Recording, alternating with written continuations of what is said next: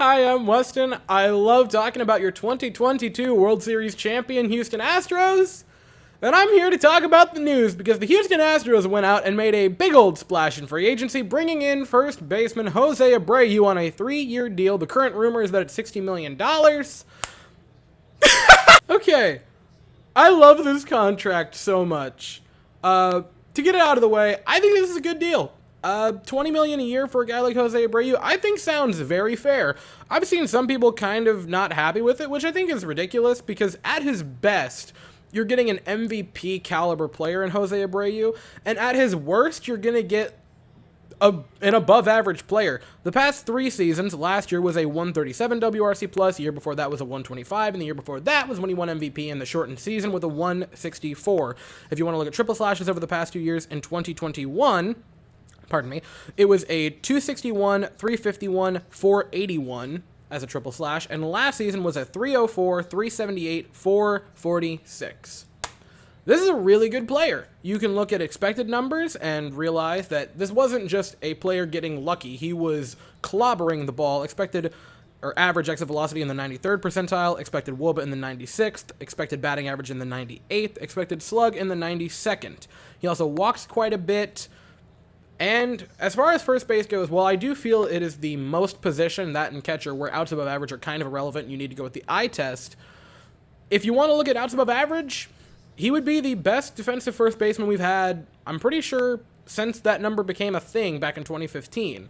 You're getting a really good all-around player in Jose Abreu. The big gripe is that he's 35. And yes, but first base is not the most physical position, so while age is important anywhere, that's one of the positions that you're not too terribly concerned with. I absolutely love this signing.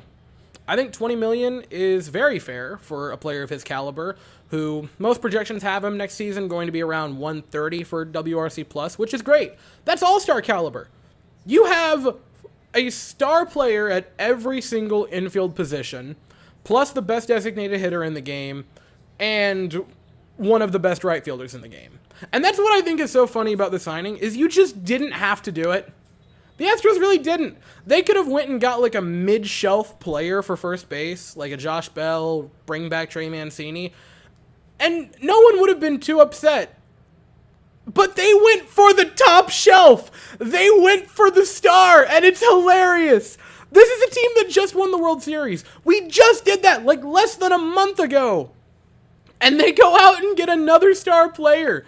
You have, right now, looking at last season, you have Abreu, who just finished with a 137 WRC+, Alvarez, who finished with a 185, Altuve had a 164, the best of his career, by the way, Bregman, who down the stretch was back to 2019 Bregman, he was amazing, and finished with a 136, Tucker had a 129, and was fantastic defensively as well. McCormick was a 114, my starting center fielder, Chas McCormick, and Pena only had a 102 in the regular season, and then became a world eater in October with a 186, winning ALCS and World Series MVPs.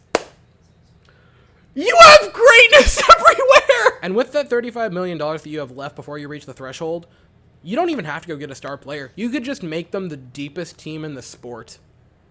And I did hear a rumor today that if Michael Brantley is healthy and would not be missing time at the start of next season, he would likely be a player we bring back, which would be awesome. I don't think anyone would really complain about bringing Michael Brantley back. But I wouldn't imagine that would be much more than $15 million for a player who's a bit older, probably not really going to be the everyday left fielder, and coming off of a surgery. So you could still have maybe $20 million after bringing Brantley back. And that brings me to this. Regardless of what we do with the Michael Brantley thing, you still have $35 million to spend. The Astros right now, that we know, would be marching out atop of the order that is Altuve, Pena, probably Bregman, Jordan. You can switch the two of them depending on how you want. I think Jordan batting cleanup would be really fun. And then Tucker, Abreu, McCormick at 7. And then you have a couple of spots that you can fill with players that you have, like David Hensley, and then the 1,000 different catchers that we have that are nearly MLB ready, or depending on what you want to do there. The limit for this Astros team is non-existent. They could, in 2023, coming off of a World Series win, where you started the postseason 7-0, shatter franchise records. The way the bullpen looks, the way the rotation looks, the way the lineup is looking right now. It is limitless potential for the Houston Astros in 2023. And you still have a lot of money that you could go get if you wanted to just absolutely go nuts and get another star position player. And I cannot wait for the season. Spring training cannot come soon enough. Because this team, if you thought this was a fun year, God only knows what we're going to look like next year. So that is it for right now. If we make another signing, I will be back. Tell me what you guys think about the Jose Abreu signing in the comments below. I want to hear your thoughts. But that is all I have to say for the day. So thank you so very much for watching. If you liked the video, please make sure to like and subscribe. I hope you all have an absolutely fantastic day. And as always, go Astros.